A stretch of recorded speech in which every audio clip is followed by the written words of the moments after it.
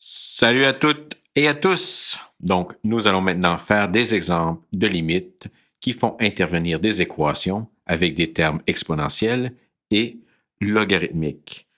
Mais, comme d'habitude, peu importe la question, la première chose qu'on fait, c'est on essaie.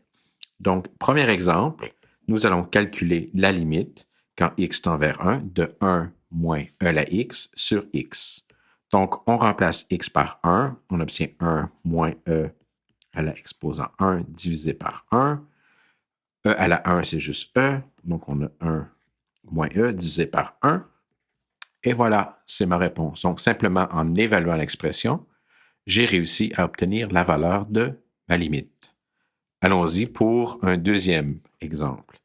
Nous allons calculer la limite quand x tend vers 2 de ln de x sur x moins 1. Donc, on remplace x par 2. On a ln de 2 divisé par 2 moins 1. ln de 2, c'est juste ln de 2. 2 moins 1, c'est 1. Et voilà, on a notre réponse. Prochain exemple, nous allons calculer le ln de 1 plus e à la x lorsque x tend vers l'infini. Donc, on l'essaie. On fait simplement remplacer x par l'infini. On obtient ln de 1 plus e à la puissance infinie.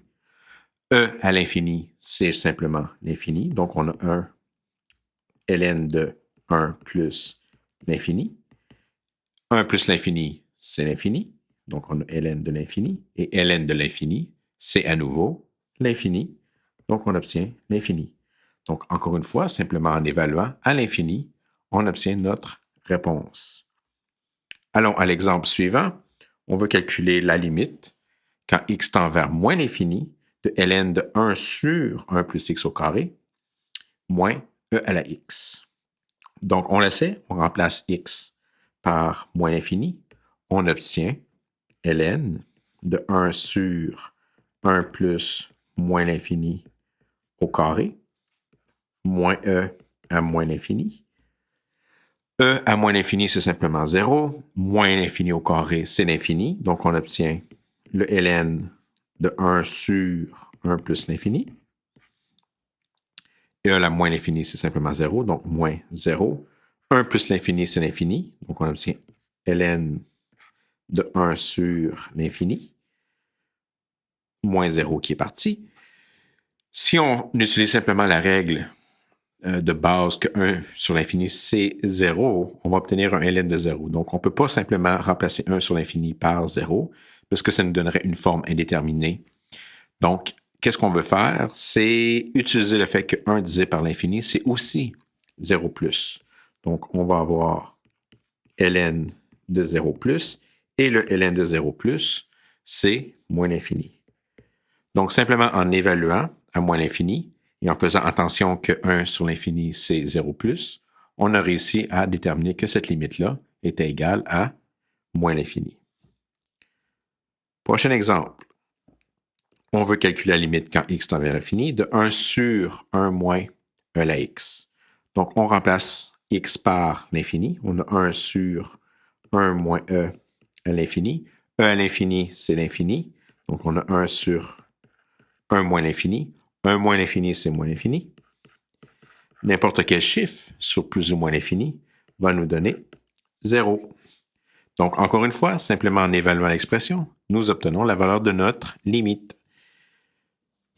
Un autre exemple.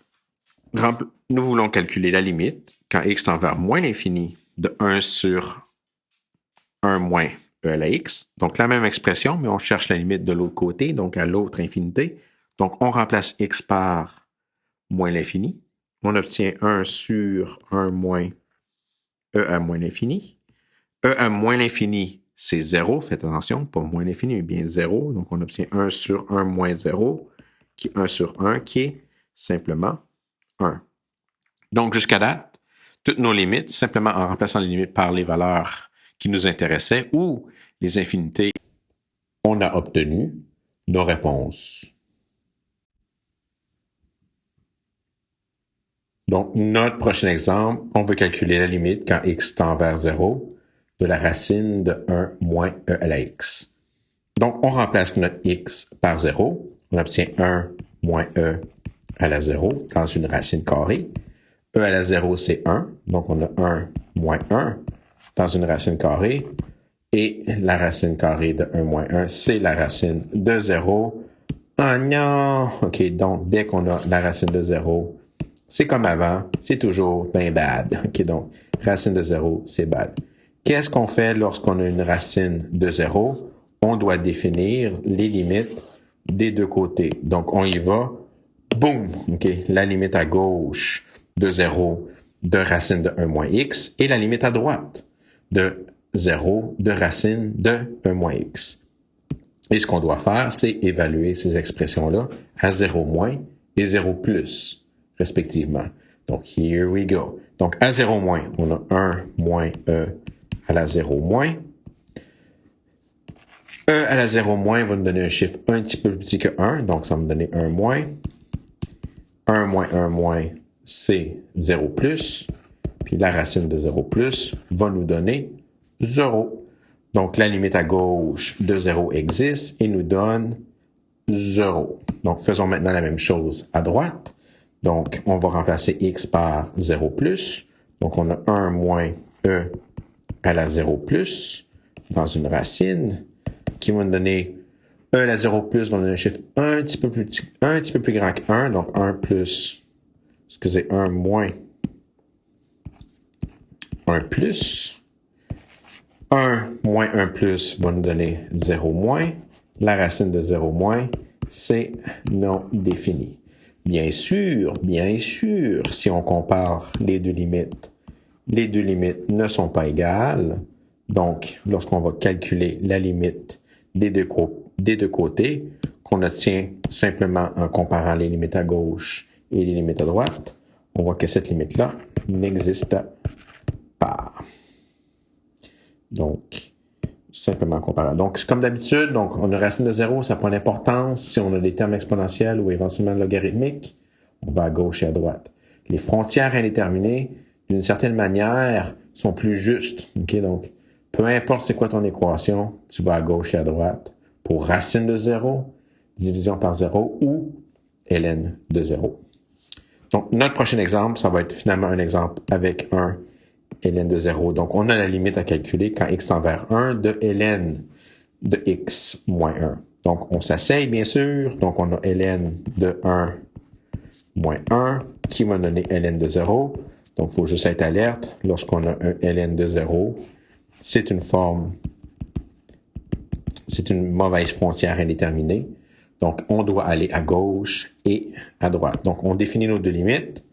Limite à gauche, pour commencer, donc la limite quand x tend vers 1 moins, de ln de x moins 1.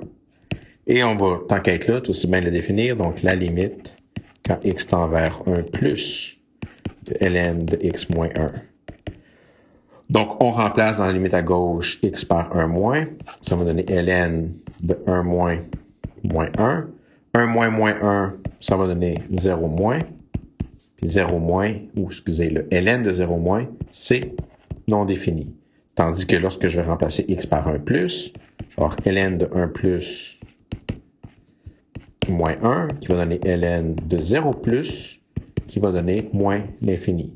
Puis bien sûr, lorsque je compare les limites à gauche, la limite à gauche avec la limite à droite, ces limites-là sont différentes. Donc, notre conclusion, c'est que la limite, quand x tend vers 1 de ln de x moins 1, n'existe pas.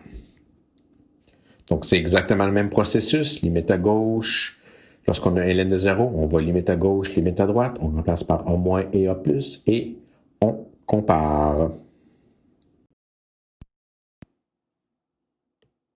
Donc, on saute au prochain exemple, où ce qu'on va maintenant s'intéresser à la limite, quand x tend vers l'infini, de ln de x sur racine de x. Donc, comme d'habitude, la première chose qu'on fait, c'est on évalue notre expression à l'infinité. Donc, lorsqu'on évalue ln de x et racine de x à l'infini, on obtient, pouf, le ln de l'infini sur racine de l'infini. Ln de l'infini, c'est l'infini. et racine de l'infini, c'est l'infini. Donc, ce qu'on obtient, c'est simplement, boum, infini sur infini. Et bien sûr, l'infini sur l'infini, c'est bad. Maintenant, qu'est-ce qu'on fait? Donc, infini sur infini, normalement, on veut simplifier nos expressions pour pouvoir réévaluer la limite, mais on a comme expression ln de x sur racine de x. Même si tu as une ceinture noire en simplification algébrique, il n'y a rien que tu peux faire avec ln de x sur racine de x. Ça ne se simplifie pas. Donc, on est vraiment dans le fond du tonneau.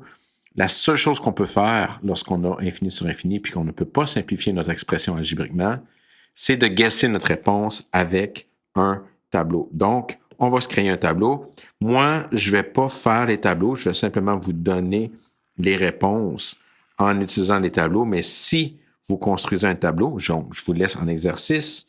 Donc, si vous utilisez un tableau pour la limite qui tend vers l'infini, donc en utilisant des valeurs de x qui deviennent de plus en plus grandes, je vous conseille d'utiliser 10, 100 000 et plus si vous en avez besoin de plus. Mais qu'est-ce que ça va vous donner? Donc, boum, avec un tableau, pour x tend vers l'infini, vous pouvez vérifier que cette limite-là, le guess, c'est que ça va vous donner 0.